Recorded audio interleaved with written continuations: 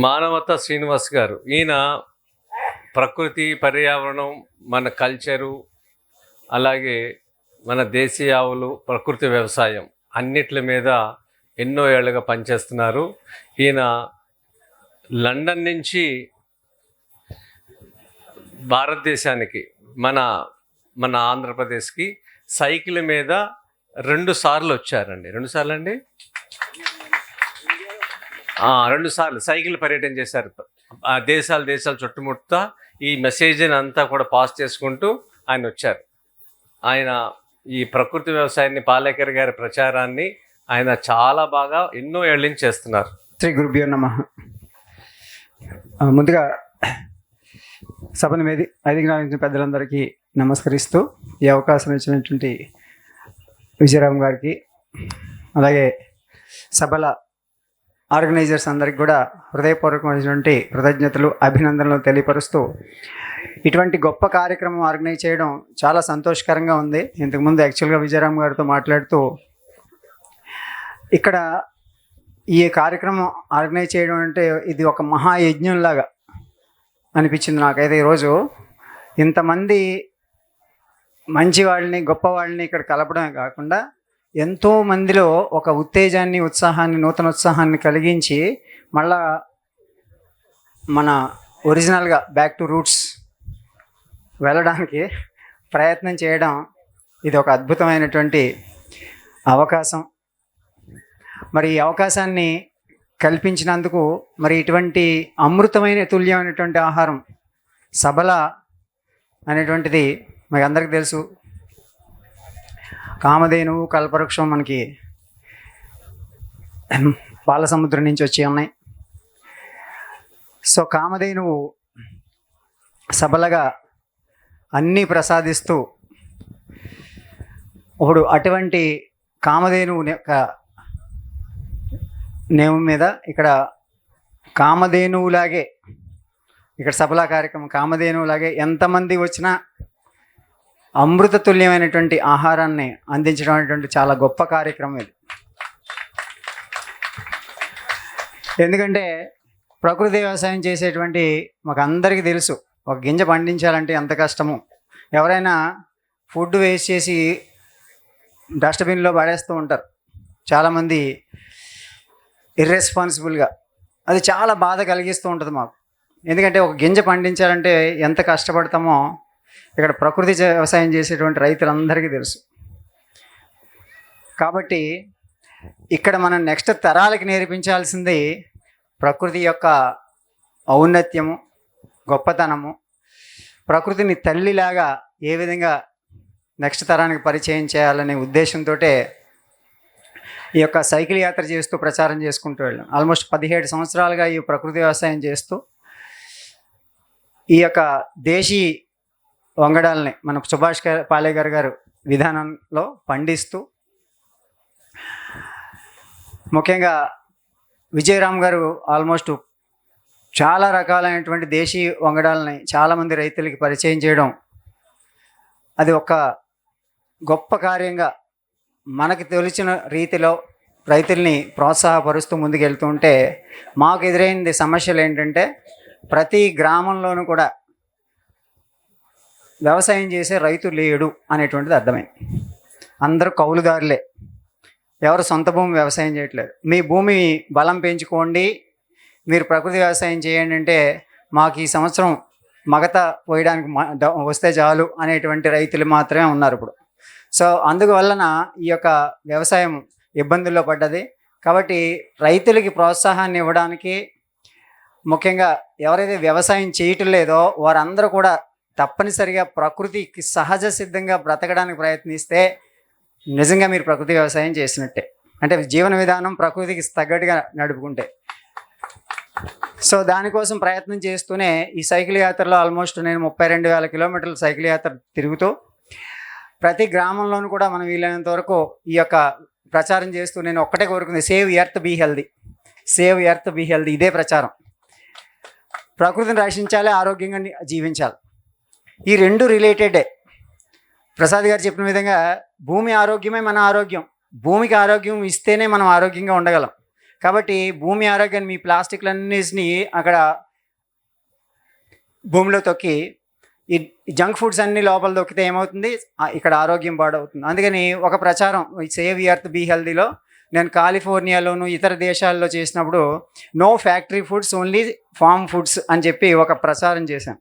No factory foods only farm foods. మీ పిల్లలకి ఇది ఈ మైండ్లో వేయండి.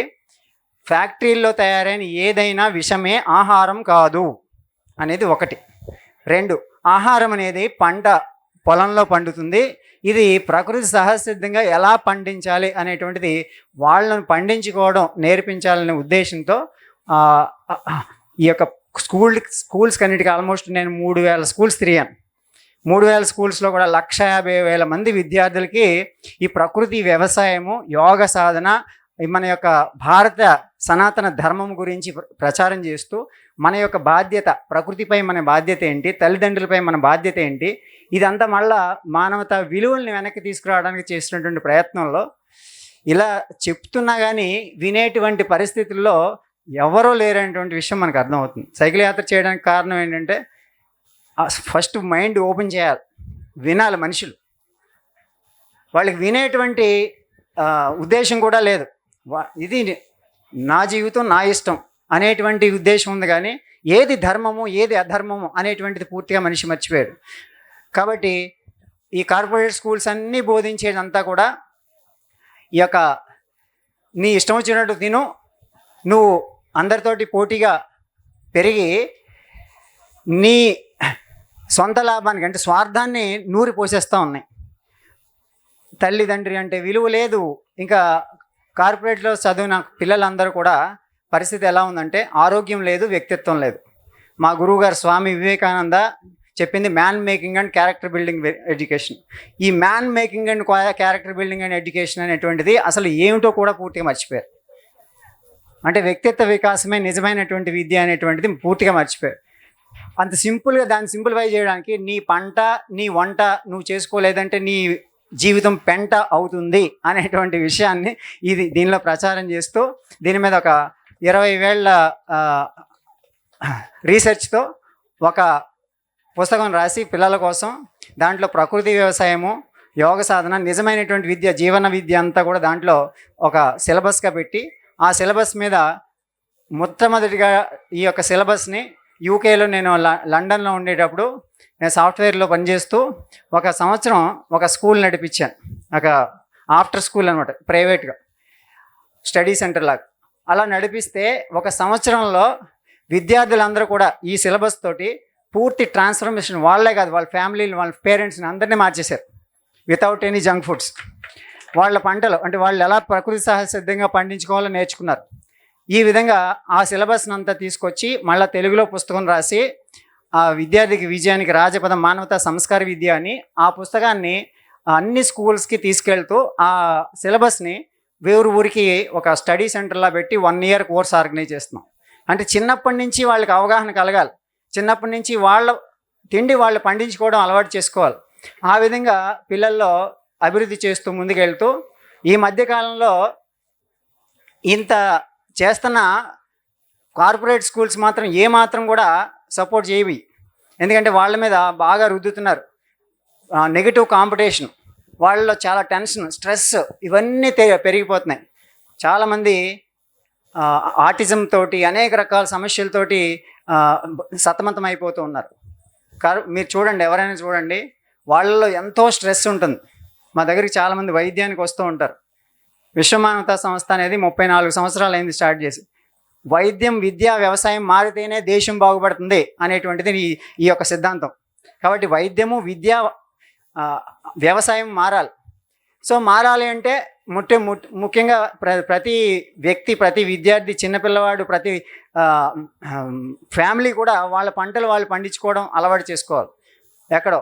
సో అందుకని చాలామంది మేము కార్యకర్తలు చూస్తూ ఉంటాం, ఎంతో కష్టపడి ఈ యొక్క రూఫ్ గార్డెన్ అని అనేక రకాలుగా ప్రయత్నం చేసి శిక్షణలు ఇస్తూ ఉంటారు, పెరటి తోట ఈ విధంగా.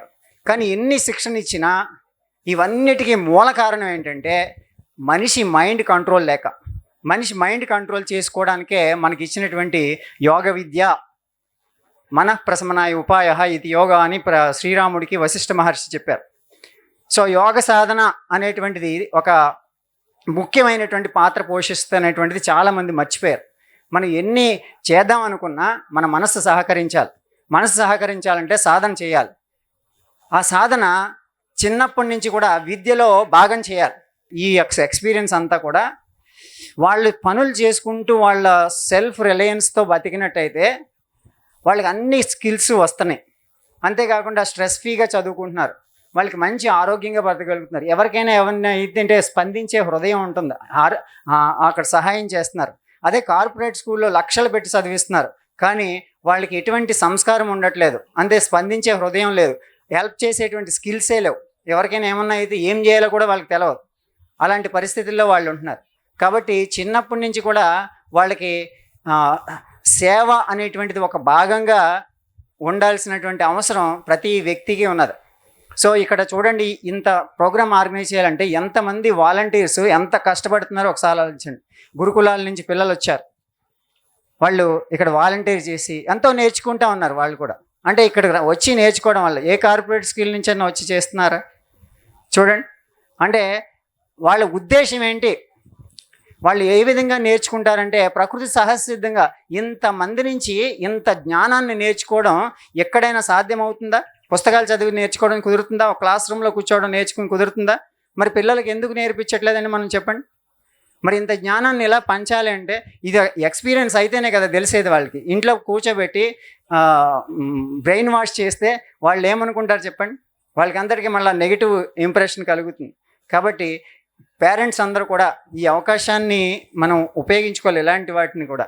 సో కాబట్టి ఇలాంటి మంచి వాతావరణంలో మన ఈ మానవతా తరఫున మానవతా గురుకులాలు 2 ఏర్పాటు చేసి వాటిల్లో ఇవన్నీ విషయాలు నేర్పిస్తూ ప్రకృతి సహజసిద్ధంగా వాళ్ళకి ఇవన్నీ తినిపిస్తూ ఉంటే ఈ విధమైనటువంటి యోగ విద్య ఇవన్నీ మైండ్ కంట్రోల్గా ఉంటుంది, పీస్ఫుల్గా హ్యాపీగా చెట్లతో ఆడుకుంటూ ఉంటారు, అన్నీ నేర్చుకుంటారు, అన్ని స్కిల్స్ ఉంటాయి.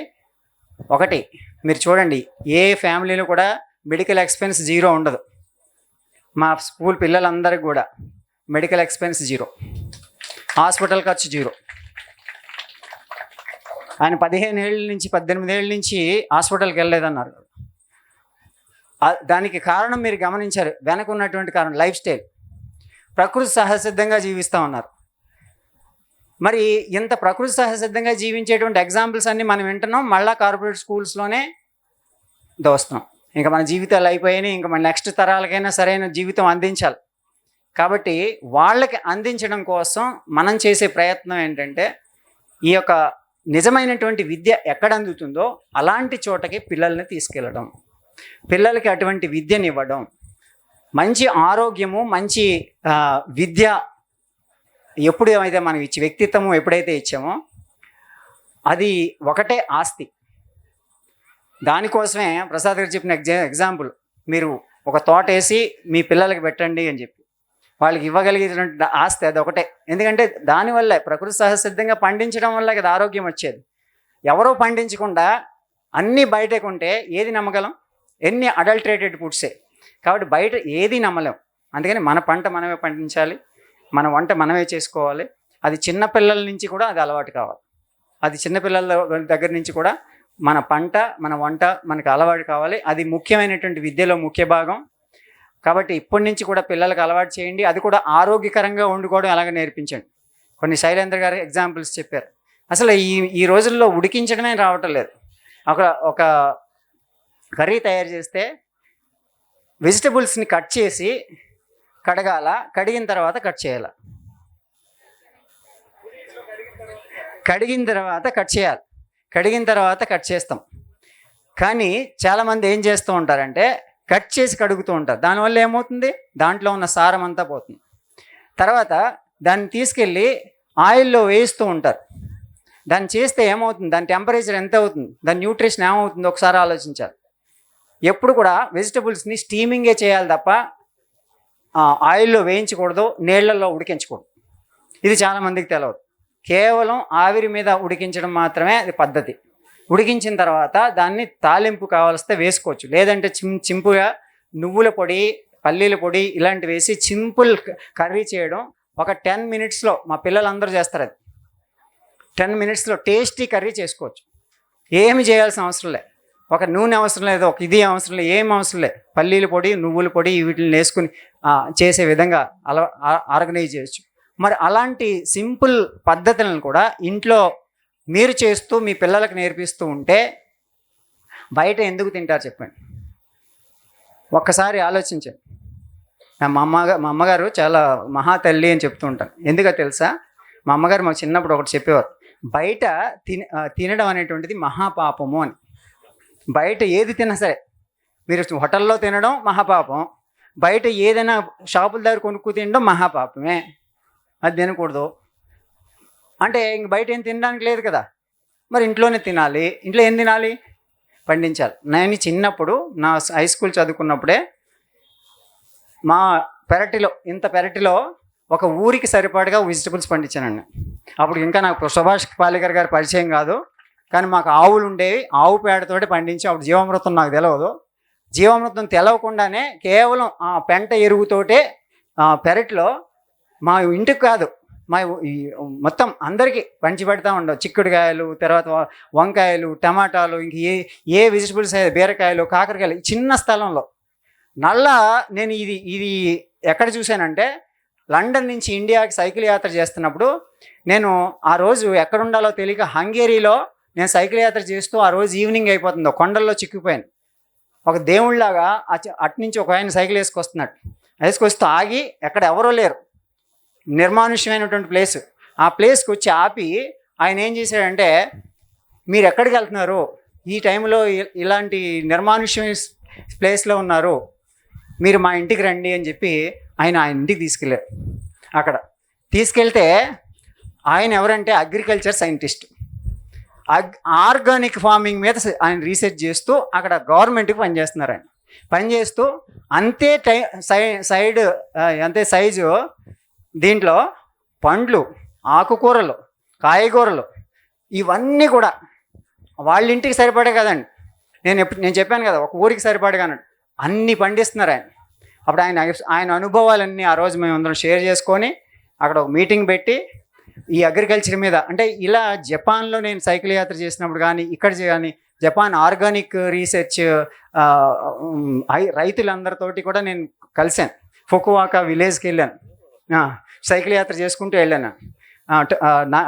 హీరోషిమా నుంచి నాగసాకి సైకిల్ యాత్ర చేసినప్పుడు ఫుకువాకా విలేజ్కి వెళ్ళాను. చాలామంది జపాన్ ఆర్గానిక్ ఫార్మర్స్ అందరూ కూడా అక్కడ టోక్యోలో మీటింగ్ అయ్యి అక్కడి నుంచి ఇలా భూమిని రక్షిద్దాం అనేటువంటి ఉద్దేశంతో అన్ని చోట్ల కూడా అందరి దగ్గర కూడా ప్రకృతి వ్యవసాయం రైతులు నన్ను రిసీవ్ చేసుకునేవారు. అక్కడ ప్రోగ్రామ్ ఆర్గనైజ్ చేసేవాళ్ళు, వాళ్ళు ఎంతో ఉత్సాహంగా ఉండేవాళ్ళు అన్నమాట. ఇప్పుడు జపాన్లో 90 సంవత్సరాల వాళ్ళు కూడా వ్యవసాయం మామూలుగా వెళ్ళి వ్యవసాయ భూమిలో వ్యవసాయం చేస్తున్నారు, అంత ఆరోగ్యంగా బతుకుతున్నారు. దాని అంతటికీ ముఖ్య కారణం ఏంటంటే వాళ్ళ దినచర్య మనం వేదాల్లో ఎలా చెప్తున్నారో అలా పాటిస్తున్నారు. వజ్రాసనంలో కూర్చుంటారు అందరూ కూడా, తినేటప్పుడు కూడా వజ్రాసనంలో కూర్చుని కింద కూర్చుని తింటారు చేపలు వేసుకుని. నేను చాలామంది ఇళ్ళల్లో ఉన్నాను, వాళ్ళు జాబ్ చేసేవాళ్ళైనా రైతులైనా ఎవరైనా సరే కింద కూర్చుంటారు. స్కూల్స్కి వెళ్ళాను, స్కూల్స్లో విద్యార్థులు టీచర్స్ కూడా వజ్రాసనంలోనే కూర్చుంటారు, అందరూ స్ట్రైట్గానే కూర్చుంటారు. మన వాళ్ళు అందరూ ఎలా కూర్చుంటారు చూడండి. సో మనం కూర్చోవడాన్ని బట్టి అర్థమైపోద్ది మన శక్తి ఎంత ఉందో. వాళ్ళు స్ట్రైట్గానే కూర్చుంటారు. చిన్న దేశమైనా అంత గొప్పగా ఆర్గనైజ్ చేయగలుగుతున్నారు. అంటే భారతీయ సంస్కృతి ఎక్కడ వంట పట్టిందంటే జపాన్లో వంట పట్టింది. అది బుద్ధ భగవానుడి దయ. ప్రతి ఇంట్లోనూ కూడా బుద్ధుడి యొక్క విగ్రహం లేని ఇల్లు ఉండదు.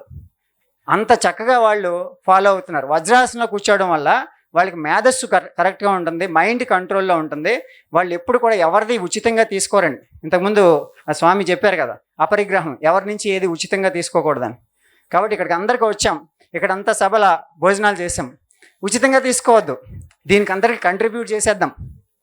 ఆ విధంగా మనమంతా అందరూ సపోర్ట్ చేస్తే ఇలాంటి సభలలో ఎన్నో చేయొచ్చు, ప్రతి గ్రామంలోనూ చేయొచ్చు. సో అలా చేసిన వాడు మా మిత్రులు శశి గారు, వాళ్ళు విలేజ్లో 45 రోజులు భోజనం పెట్టారు. సో 45 రోజులు ఉచితంగా భోజనం పెట్టి వాళ్ళ ఇంట్లో వాళ్ళ ఊర్లో మానవతా క్యాంప్ చేస్తే వాళ్ళు ఒకటే చెప్పారు, ఆయన క్యాంప్ పెట్టినప్పుడు మొత్తం వాళ్ళకు ఉన్నటువంటి వ్యాధులు అన్నీ పోయినాయని ఈ ఆహారం తిని. అంటే వాళ్ళకి ఇంకా హాస్పిటల్ అవసరం లేకుండా. మరి చూడండి, ఎంత అద్భుతమైనటువంటిది ఆహారంలోనే ఉందనే విషయము ఎవరు చెప్తున్నారు చెప్పండి?